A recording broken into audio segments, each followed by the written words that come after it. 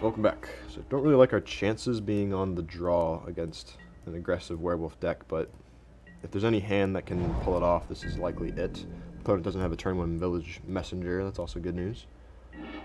Corpse Trawler. Alright, hopefully our opponent does not have the logger on turn 2. That'd be a big problem. He does. So if we were on the draw with the Tooth Collector, that'd be nice, but do I cast Grotesque Mutation to keep this from transforming into a 4-2 with Trample?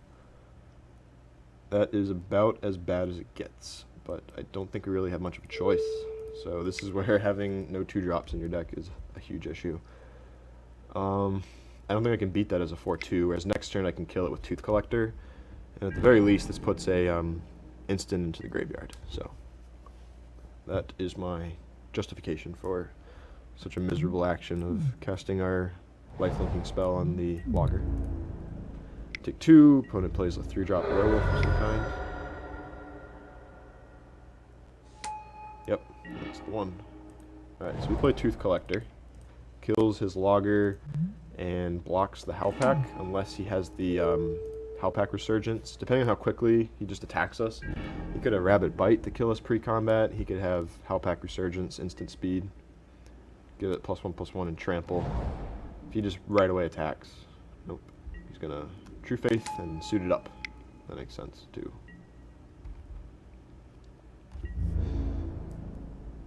Alrighty, taking 4 here. Land, that was good. So we can play. This is tough. So this is probably where a lot of the game's gonna be shaped by. We could play Corpse Trawler. Try and get ready for death touching this. We could play Reckless Scholar, and next turn set up the instant speed Twins of Mauer Estate. We could play Silent Observer just to block him. I could play Silent Observer and double block to try and kill him. Next turn, just not attack. I could also attack for 3, but I think we want to be on the defense here. And to make the most use of our mana, I think I play the Silent Observer. I'm gonna go ahead and do that. If we can roll off a couple more lands in a row, could play like the Trawler next turn or something, and then turn after that, the Scholar and the Crow in one turn. So just to make use of our mana as best as possible. Opponent has a Village Messenger, it's fine. And a Slayer's Plate, not so fine. He passes. Alright, we found our land. Fortunately, unfortunately, this will transform. So if we kill it, block and kill it, it will produce a spirit token. Not going to be attacking, that's for sure. If this transforms, it gets rather large and menacing. Don't want that.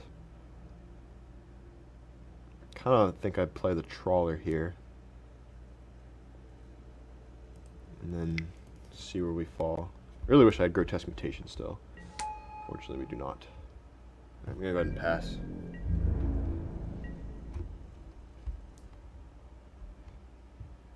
Opponent with equipment is bad matchup for us. Pretty bad news. Unless this thing gets Trample with a Howlpack Resurgence, we could just continue to chump block it once it's suited up with a Slayer's Plate and a True Faith Sensor. So he's wondering which one does it go on right now. I think he would put it on the Messenger, honestly. He could also just put all of his equipment onto it and not cast a spell, so it'll transform into a Menacer, and we would like have to cast 2 spells in one turn then. So he's attacking for 5/3. If I block it, he gets Spirit, which I'm then going to have a lot of trouble with. I think I want to wait and use the Corpse Trawler to give something Death Touch and block it. Actually, I'm going to go ahead and block it with Tooth Collector. He gets his Spirit. We got to keep our life total in mind.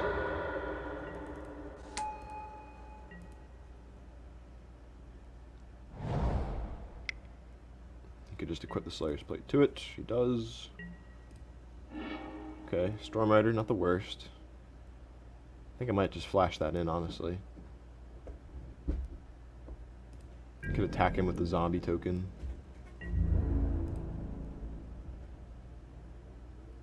I doubt he blocks, as we can just give it Death Touch. So I think I attack with this.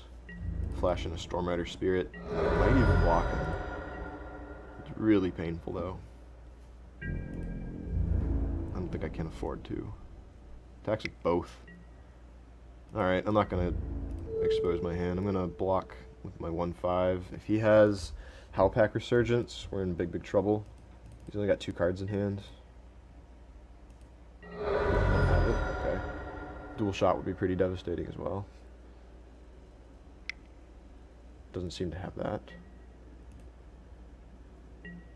Okay. I think we got ourselves a race, and I just have to deal with that spirit token, and it might be okay. Just the Wind is a good one. That's a really good one. Okay, so I'm going to cast that for sure, which means I have to cast the Crow this turn. So he can't block me. I want to leave back the Silent Observer to block, I think.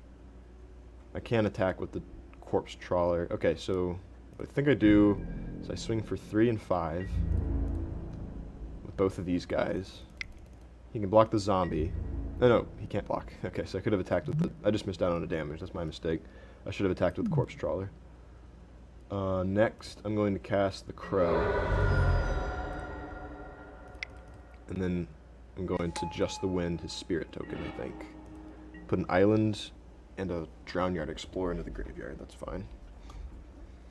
Just the Wind is really good against that Spirit. Hopefully he, like, tries to Rabid Bite to kill something.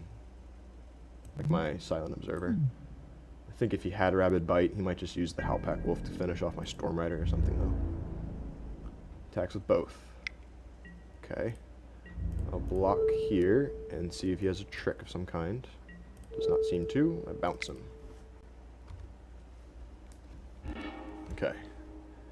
So if he wants to use his whole turn to equip everything onto this Howlpack, I think we're in pretty decent shape, actually. He's got something bigger. Probably a reduced to ash. Yep. On the Silent Observer. That is interesting. And then equip True Faith Sensor. Okay. Got ourselves a good old-fashioned race here. Alright, so this is good. I think I want to leave back both my... some number of zombies so I can Corpse Trawl them. And then I'm going to definitely play the Scholar no matter what I do. So I think I would attack with Storm Rider, Crow, and maybe the Trawler. Or the zombie. Let's see, if I attack him, he's down to 8 no matter what. And I've got 5 power in the air. So if I attack him with the zombie, that would be 2, 4, 7 damage. He'd be at 6. And we've got some number of lethal attacks then. If I attack him with the zombie and the Corpse Trawler,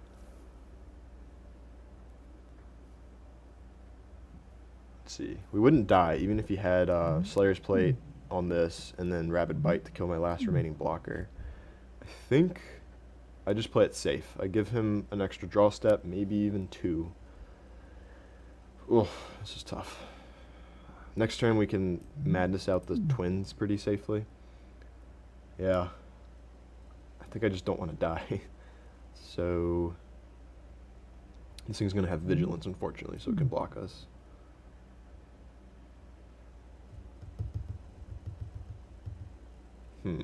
This is tough. Alright, so if we hit him for 7 out of 6, my board would be 2 flyers worth 5 power, and then like a zombie and a Scholar.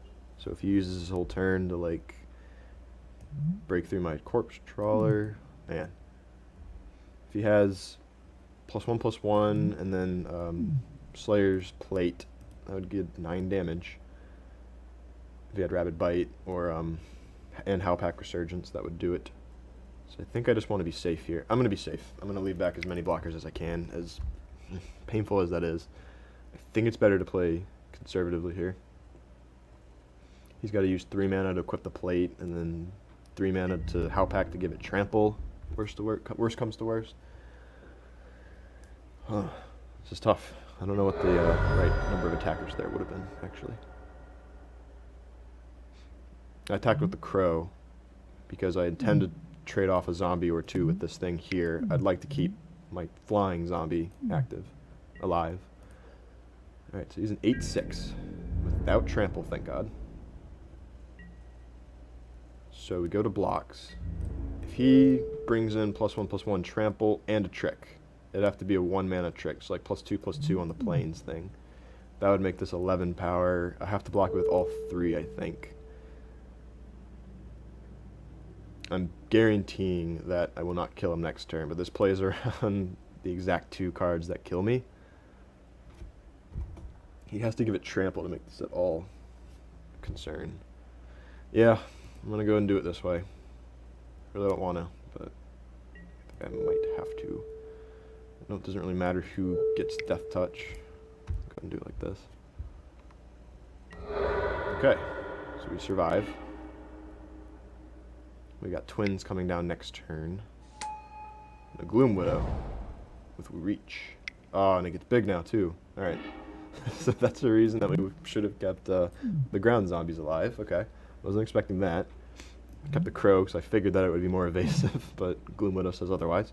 Alright, he's got no cards in hand. We're going to play an Uninvited Geist and Madness Out twins. So I think we might have it, even still. I can't attack him with the Scholar, unfortunately, however. So I'm going to play the Geist. I guess I could have tried the Reckless Scholar into a, what's it called, Sleep Paralysis there. But I don't think I am manly enough for that. So, could attack him for 2 damage, put it down to 6, and I think I just wait. As long as he doesn't somehow make this unblockable. I can throw something underneath it. He's going to equip it. Ooh, a Bygone Bishop? Okay. Okay, it's fine.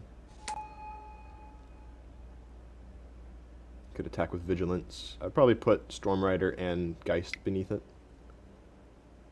Okay, it makes it huge. In that case, I'll probably just chump block it with the Crow. Let's see, if I bring out the twins, yeah, you can still kill 2 of my creatures. I don't think I can afford that. It's unfortunate he drew the Bygone Bishop. I think I just chump block it. Let's first see what we draw. So I'm going to draw a card. Kindly Stranger? Can we possibly get Delirium next turn? I have an instant, a land, and creatures. So I would need a sorcery or an enchantment, which I don't have a lot of. I'm going to discard twins.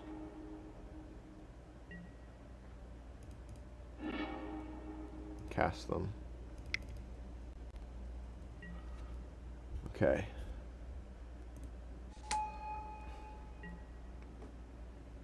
Geist can't even get through the Bygone Bishop. So as it stands, if I just attacked with everything, he blocks a flyer and something, 3 power, he would still take 6. Man, it's going to be so close. I really need to transform this Kindly Stranger. So I think I might chump with the Crow to try and get Delirium. And to keep my life total high.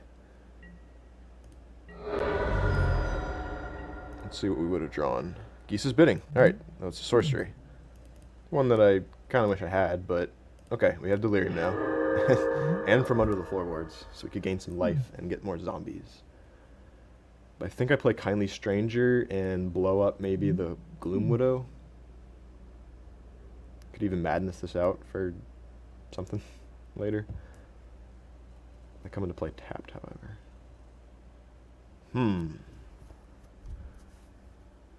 Opponent suits up next turn.